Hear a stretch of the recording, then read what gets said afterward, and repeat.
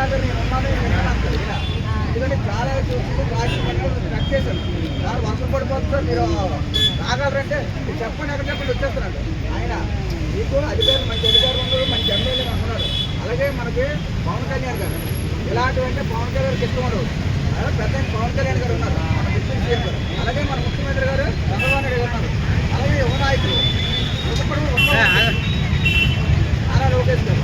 అందరూ 54 మంది అన్ని ఎదురని చెప్తే అదుగా లెటర్ రాస్తే ఆ లెటర్ మీద సంతకం పెట్టి ఫోన్ నెంబర్ రాసి అది చేయాలి. మీరు అందరూ ఇదే మాట. ఓకేనా అందరూ?